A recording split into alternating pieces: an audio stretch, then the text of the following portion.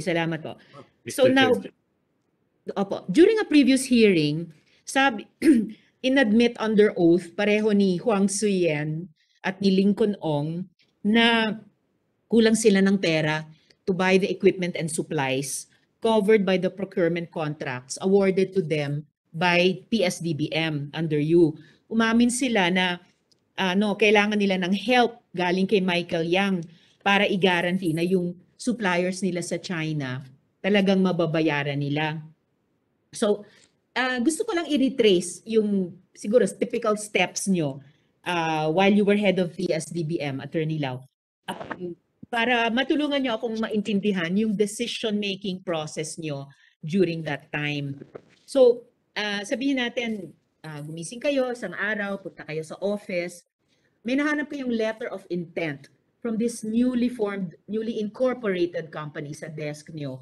A company na 625,000 pesos ang capital. Tapos, may kasama pang, say, product sample, yung sulat. By the way, Attorney Lau, anong klaseng face shield yung ino-offer ng Pharmalid noon? And could we see a sample? They offered face mask. They did not offer face shield, I think. All right. So nung buong panahon, it's Blue Cross that offered the face shield. Oh, Madam Chairman. Mr. Chairman. Okay. So Blue Cross ang face shields at that time. So face masks. Anong klaseng face masks yung ino-offer ng Pharmally noon? And could you medical face mask? It's the face mask is standard. We have the medical face mask or the N88. The technical specification is N88. N88. By any chance, merong ba kayong sample dyan na pwede nyong ipakita sa amin? No, I'm at home, so I have my own face mask. But that's not the one that was being offered by Pharmally then. So okay, it's the similar technical specifications. There's the blue one, the white side, and the middle one, which is the middle one is the most expensive one, which makes it medical grade. We call this the melt blown portion. I just cut it. Yan yung N88. N88 din yung mask ng Attorney Lau. Yes, kasi marami kasi binibenta ng mask ngayon sa market. May 5-ply, 8-ply, but technically those are not medical grade. What makes it medical grade is not the number of plies when it comes to N88. What makes it medical grade, ang magaling nito si EMS, is the one who explained it to me. The middle one is what makes it medical grade. This is a non-sewn but melt-blown fabric which has tawag natin yung butas niya is mas maliit sa size ng mga bacteria and viruses. So, hindi sila makakapasok, only the air.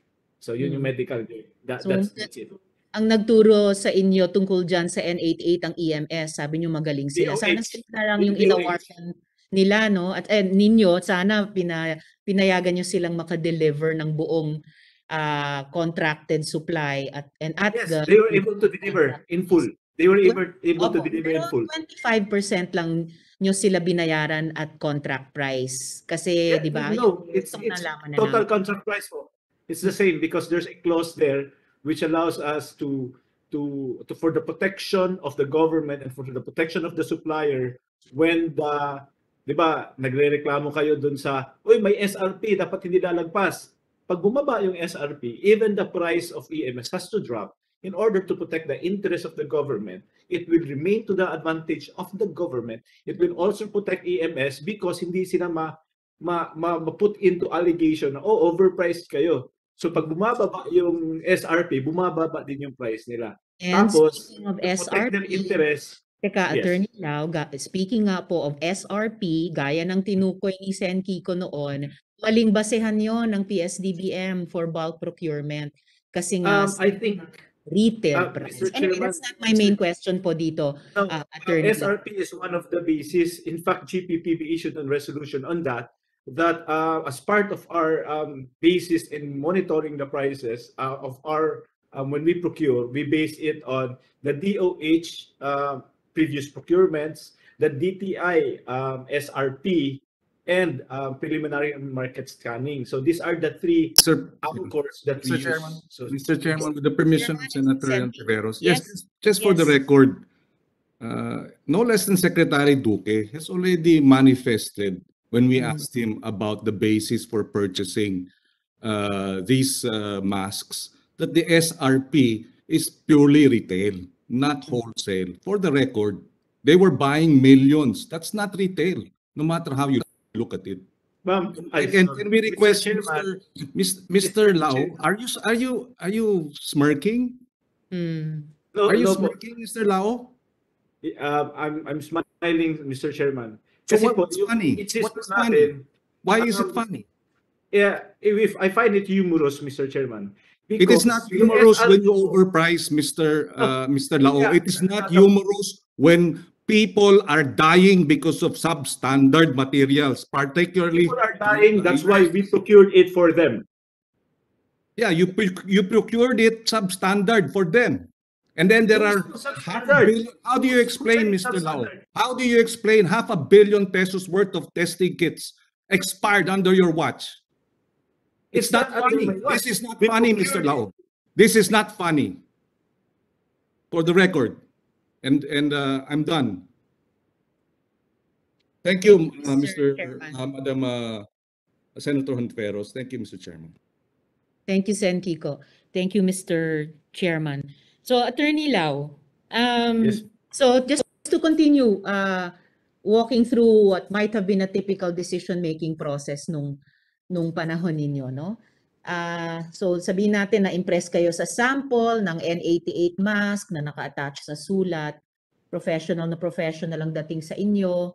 Mukhang well-connected naman sa China, kaya sige na nga, subukan lang, bigyan na lang natin ng 8 billion pesos na kontrata. Ganun ba yung sequence of events dyan?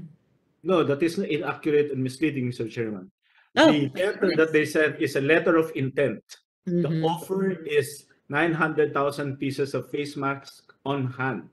Mhm. Previous to that, we were able to buy only since March 9 until March 16, only 50,000 pieces of face masks in order to supply the entire workforce of the Philippine government.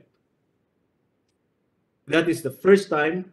And the second time that we got the same almost offer is from Pharmaly, 900,000 face masks on hand. So imagine, is very very hard for us to look for the surgical face mask kasi wala nga. May isa nag-offer si New Life, I think only 50,000. The second one is Pharmaly and the third one is PhilPharma of 100,000. These are very scant offers of the total demand that we need to supply. We need to remember during this time, there is a clamor from the Senate and there's a clamor from Congress. And in fact, there is a clamor from the medical field that they will stop reporting going to the hospitals if they will not be provided with this important face mask and other PPE items. The burden is You're getting of ahead of the story. You're getting ahead of the story po. Yes. Bago umabot sa point of desperation ng ating healthcare workers to request government for a timeout, merong ding, hindi in response to that clamor, merong ding track record at offer yung mga Pilipinong manufacturing company, not just of face masks, also of PPEs and other COVID products to provide yung kailangan ng gobyerno. But in the meantime, ito nga si Pharmaly. And the record, Mr. Chairman, there was no offer by local manufacturers Ay, nako. during that time because they were not yet existing. Attorney Lau, this is the Already second established. na in effect nag-argue tayo sa puntong ito. This first happened last year, but I stand by yung sinabi sa ating lahat ng CONWEP, ng Confederation of Philippine Manufacturers of PPEs. They had the capacity and they had the offers. Now let's just talk about Pharmaly kasi sila yung eventually pinrocurean ninyo. They didn't have 900,000 pieces of masks on hand at that time. So, hindi ba misrepresentation yun? Madam Chairman, kaya nga I asked them to show proof on March 24 when they sent a letter of intent. Show proof because they're the only ones who are claiming they have it on hand. And they And did show proof on March 25. what was that proof, Attorney Lau? They brought the items to the office. Attorney Lau, hindi ba kayo aware at that time na yung Farmally was undercapitalized and in fact, kinailangan pa nila ng tulong ni Mr. Yang just to make good on that contract of theirs with PSDBM? But, Mr. Chairman, one, I am not in privy to their personal transactions. Second, it is not my mandate in my office to check those things. It has already been answered several times in these previous hearings that those are not part of the requirements. Ang only requirements namin is the OSS, the mayor's permit, and the ITR. And we're buying it under Bayanihan 1. Those are not required by law. And Mr. Chairman, the I see the items are minority leader delivered. raising The his items hand. are delivered. Yes.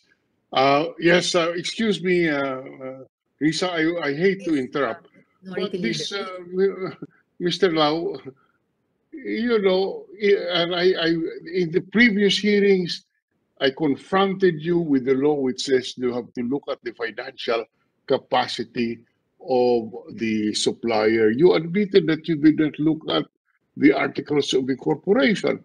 So, and the requirement that you check on the financial capacity of the supplier is found in the law. I suggest that we leave it at that, Mr. Ontiveros, Senator Ontiveros, because we keep on going around this because Lau thinks he's very smart and keeps on denying things which he has already mentioned. So we submit, Mr. Chairman.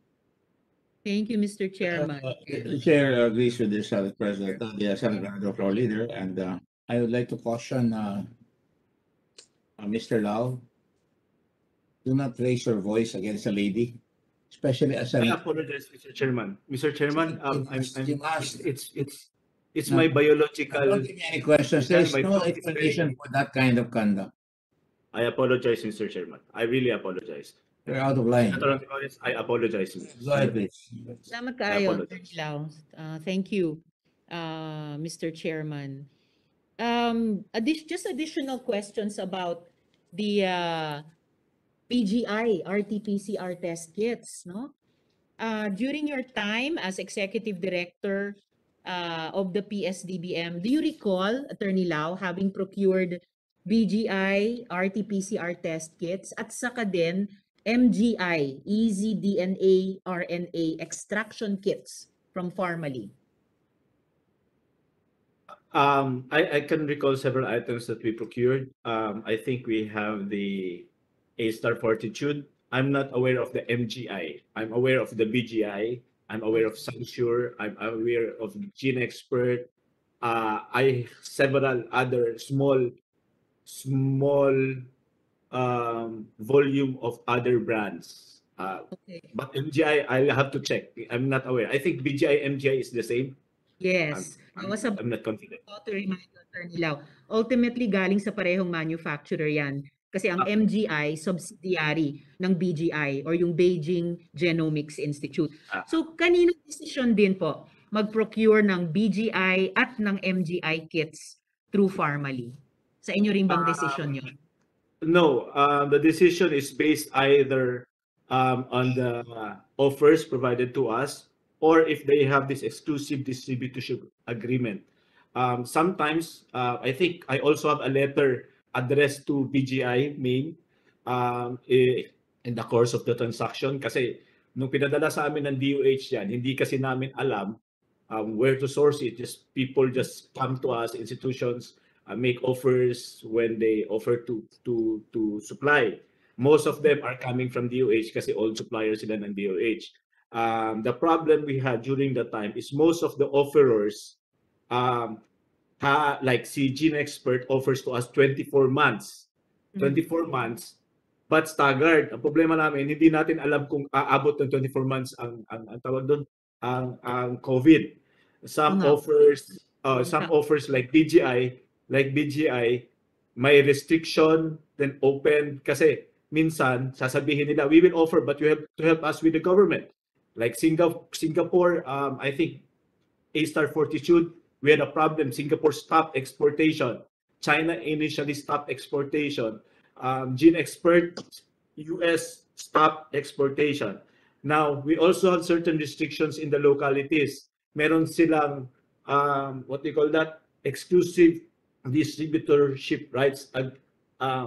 Meron silang ganun na contract. So, as PSDBM, we are very cautious on how we deal with the manufacturer without any trouble. So I think I wrote a letter to BGI China through the ambassador of China requesting that we be patched directly at China. But BGI sent us a letter that there's an exclusive distributorship agreement. So we stopped kasi baka magkakaso kami. It's the same process I made with Sansure, but Sansure actually offered to us another supplier, which is from Hong Kong and one from Taiwan. I think they're the ones who's competing with each other. Also with A-Star Fortitude, ginawa ko rin yan through Singapore. Nagpadala din kami ng letter. Mr. And Chairman, Singapore with also the referred to permission, us a Mr. Chairman, representative from Singapore who directly supplied to us. with the So permission, depende po yan, ma'am. Mr. Chairman, just for the record, I will not ask Mr. Lau a Excuse me, question. Senator Pangilinan, just a moment. Just wanted to correct the misimpression being presented by this witness. He said that Singapore stopped exporting. Actually, we had an offer from Singapore, which is much lower than what you got. And in fact, you got the Singapore brand. Instead of going directly to the Singapore factory, you went to Farmally in Indonesia, which charged you a lot more. Because I know, because we got the same offer, and I have the document right here. So try not to exaggerate your statements, because we can check all your statements. Go ahead. Mr. Yes, Chairman, Pangilinan. Mr. Chairman, may I share we were the able to earlier get directly manifestation? from Versus PTE Limited po. I am speaking, Mr. Lau. Oh yes, sorry, I apologize, Mr. Chairman. Mr. Chairman, I share with the earlier manifestation and observation of Senator Vilon that when we ask Mr. Lao all these questions, he will just keep repeating what we believe to be his interpretation, and obviously contrary to what he already testified earlier. In fact, if you will recall, Mr. Chairman, I asked for a matrix, but you said that is not necessary, and I will defer to the chairman's position. But precisely that matrix will just show that in every hearing he contradict. If you put together all that he has said in all these hearings, from one hearing to the other, he contradicts himself. So it's I think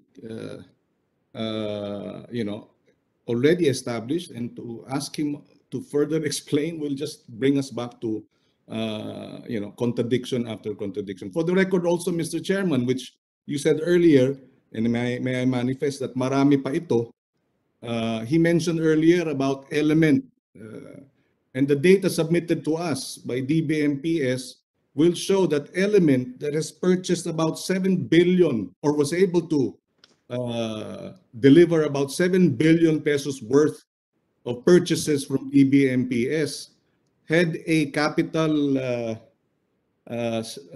capitalization of 10,000 US dollars. So again, the first one had a capitalization of 625,000 pesos, Farmally, and now you have another second company worth 7 billion worth of contracts with $10,000 capitalization. So clearly, the record will show that undercapitalized suppliers and corporations were able to bag billions of pesos worth of contracts. Thank you, Mr. Chairman. At this point, I will concur with the I'd like to hear the manifestation. explanation here. Go. Here, Senator Pangilinan saying that there's another preferred supplier. Is that correct, Senator Pangilinan? $10,000, and he bagged a contract on the amount of Based on the like data submitted, $10,000 this is in the PhilJeps. Yes, yes. I have Element it here also. April 22, 2020, it was incorporated. April 20, Sulit ko na yan. 2020, in-incorporate siya. $10,000, baka Hong Kong dollars pa ito. Ang capitalization, and was able to purchase total deliveries about 6.98 billion pesos. I have that. And I didn't realize that the capital stock is 10,000. So my point is, Mr. Lau, hindi ka ba nalulula na nabibigay ka ng kontrata all by your lonesome na umaabot ng bilyon-bilyon or milyon-milyon at nagbigay ka sa family ng isang kontrata na 3.8 billion ba yun? Yung maraming binili na sa isang golpe, isang kumpanya na napakaliit ng kapital. Yun ang hindi ko namin maintindihan sa iyo. Mukhang matalino ka naman, mukha lang. Pero mukhang lumalabas na namimili ka na hindi mo tinitignan na yung capitalization maliit. Pero binigay mo sa isang kumpanya, lampas ng halos 10 billion to 12 billion pesos. Bakit ganun? Hindi ko maintindihan yun. Kahit anong lingwahe mo ipaliwanag sa akin, hindi ko maintindihan yun. Mr. Chairman, one, it is not required by law, which I have been answering previously under Bayanihan 1, hindi siya ni-require. Pangalawa po, most of these companies are referred to by the manufacturers like Element. Would you mind stopping there? I don't want to, because I know you've said that before. Pero hindi ba nangangahulugan na ikaw matalino ka? Kamo nga gano'n. Hindi porke sinabi sa'yo, hindi na kailangan yan. Hindi, walang ganun Walang ganun sa batas may preno lahat ang batas. Kahit sabihin na hindi mo na kailangan, basta dumating yan, hindi mo na kailangan sabihin na kailangan pa din magkaroon ka ng yung talagang tatlo pa ulit-ulit, yung financial, legal, at saka technical. At kailangan meron ka pa rin preno ng tinatawag nilang due diligence at hindi dapat itapon yung due diligence. Hindi porke may passes doon sa law na ginawa namin na pwede kayo. Hindi namin, we never in our minds thought that anybody can just get away with it without reviewing. Na hindi nyo re-reviewing kung anong kakayanan ng kumpanyang yan. Katulad yan, sumasabog Hindi namin kasalanan yan Hindi ka namin inahabol. Sumasabog Merong expired. Merong mga UP-UP. Tapos yung Pilipino nakakapagbigay ng mas mura. Tapos kinukuha mo pa rin sila. Katulad nung binigay mo sa family, isang one-time, big time. 3.8 billion ba yan? Yes, Mr. 3.8 billion for 2 million PPEs ba yan? 3.8 billion, nakakalula yun. Kahit na 1 billion sa PPE, nakakalula na yun Hindi ka ba dapat mag-ingat? Hindi lang naman yan Ang binigay mo sa family, yun talaga ang crux of the matter. Kahit ano balukturin mo, kahit sabihin mo, nagmamadali kayo, isang kumpanya lang ang na-favor at nakalagay yan sa Anti-Graft and Corrupt Practices Law na makikita mo kung ikaw ay may manifestly disadvantageous to the government at may preference yung tao na binibigyan mo at wala kang negligence at ang negligence mo is so gross as to amount to bad faith, makukulong ka. Wala exemption doon. Mr. Chairman, may I be allowed to explain? Mr. First, Chair, on the test kits. Jesus Christ. Chairman. Lahat ng test kits are Mr. all Chairman, imported. There is no local manufacturer of test kits. Let the witness speak because he's always accusing us that he cannot speak. Let the witness speak. Let us see him explain that because sa taong pangkaraniwan at ang lalaki nung binibigay mong kwarta na galing sa pinaghirapan ng tao na bilyon-bilyon tapos sabihin mo, ilusot ako dyan. I-deliver naman Dineliver naman Di ba, kamo? Hindi porke dineliver yun. Hindi nangangalawan. Nakalusot ka na. Kung hindi mo ginawa, yun nire-require ng batas, are you telling me na in-exempt kayo doon sa technical, legal, and financial? Exempted kayo doon? Yung requirement na yun? Wala ka nang titignan na technical, wala ka nang titignan na legal, wala ka nang titignan na financial capability? Is that what you want us to believe? Answer the question, please. I've already answered this, Mr. Chairman. Do not be impertinent. I'm not impertinent, Mr. You Chairman. are. Shut up. Mr. Chairman? You're trying our patience. I'm asking you a simple question and you're saying in a very sarcastic way na natanong na. Tinatanong kita, nag-isip ka na matagal, tapos ang lusot mo, sasabihin mo, eto, sinagot ko na yan. Ano sinagot mo? Are you saying legal, technical, and financial requirements have been thrown out of the window? Di ba sinasabi mo? Ano kung saan law school ka nag-aral?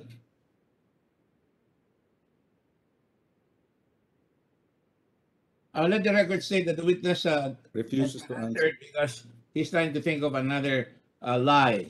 That's Because my I'm only not refusing to answer, Mr. Chairman. I'm just Senator Pangilinan, you were going to ask a question?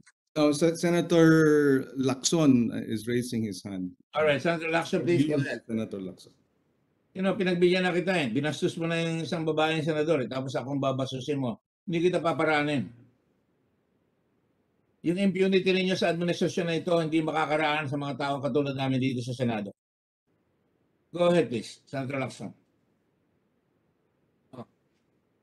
Senping, naka-mute kayo. Senator Ping? Naka-mute kayo. Yes, Mr. Chairman, andito yung inconsistency and misunderstanding.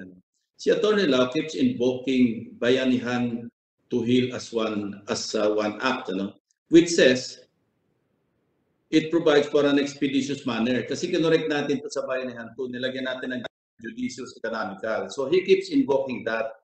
But he conveniently skips GPPB Resolution number 03-2020. Dito na paliwanag na okay, expeditious manner, pero sinabi rin na authorize the to delegate to either the BAC or the end user unit or any other appropriate bureau, committee, support, or procuring unit the authority to directly negotiate with a legally, technically, ito yung sasabi niya, Mr. Chairman, and financially capable supplier. Now, tiningnan niya ba yung income tax returns? Sabi niya, requirement ito. Kung tiningnan niya yung income tax returns ng Parmani, makikita niya na hindi financially capable. Zero. Kung tiningnan niya yung articles of incorporation, makikita niya hindi rin financially capable. So pag pinagsama natin yung dalawa, sa bayanihan na to heal as one act, tama, expeditious lang. Pero kinwalify ito sa GPPB Resolution number 03-2020. So ini-invoke niya yung expeditious manner. Pero kinakalimutan niya na merong resolution referring to Bayanihan 1 na kailangan yung financially capable, technically capable, legally capable. Inamin niya rin, kailangan ng income tax returns. Tiningnan niya ba? Hindi. So wala talagang due diligence. That's all, Mr. Chairman. Thank you, Mr. Chairman. And the former USEC Lau in answering to my Veros, admitted as much. I apologize to the committee for raising my voice, but sometimes, when I see a man abuse a woman and he thinks he can get away with it, I will step in. And I just not going to tolerate him treating the chairman of the committee as if I am a student. I am not your student. Far from it. And let me prove to you how bankrupt your argument is. I have a piece of paper here. It says, Central Office Bids and Awards Committee or COBAC. Nakalagay dito lahat, hinihingi ninyo na whereas on 25 March 2020, the request for quotation was issued to the following suppliers with known technical, legal, and financial capability to deliver the aforesaid items based on previous procurement transactions with the COBAC CC. Sabihin, talagang kailangan tingnan nyo muna yung legal, technical, and financial. Tama po ba yan? Yes or no? under our inandwen it for procurement po. Yes, okay. So hindi naman na-exempt kayo dyan, di ba? At nakalagay rin dito sa isang document na hinahawa ko kanina na kailangan tanungin nyo, ito, nakalagay dito, submit your proposal to Annex A technical specifications. Ito obviously being sent to by Michelle Andy Recto. At nakalagay dito, suppliers not directly invited may participate. The duly accomplished person proposal, Annex A, shall be submitted on or before the deadline for submission of proposal or any extension thereof. The following supporting documents may be submitted anytime during submission of offers evaluation of offers before issuance of notice of award or prior to payment. Number 1, mayor's permit for the year 2020. Titignan mo lang yan. 2, income tax return. 3, net financial contracting capacity. Ayan yung technical, legal, financial, sinama na dyan. Yung legal, yung mayor's permit, income tax, at saka yung, tapos, PhilJeff's registration number upon receipt of notice of award. At kung ito ay may platinum registration, may be submitted in lieu of the enumerated documents. Sinanong kita dyan last time, nagkaroon ng PhilJeff platinum award, pero good for 2022 ata yun eh, or 22 July or 21 July. Samantalang nagbibidding kayo nung pang mga April. So talagang, hindi mo pwedeng sabihin sa amin, kahit na mamuti na yung mata mo, na mapapayag ang committee na babaliwalain mo yung requirement sapagkat yan lang ang protection ng tao. We are in the business of protecting our people. That's why there's a callback. Otherwise, huwag na tayo mag-callback. O bigyan na lang natin lahat. Yan ang sinasabi mo. Basta nagmamadali tayo, pinayagan kayo ng batas, in your interpretation, hindi na pwedeng magdala ng due diligence.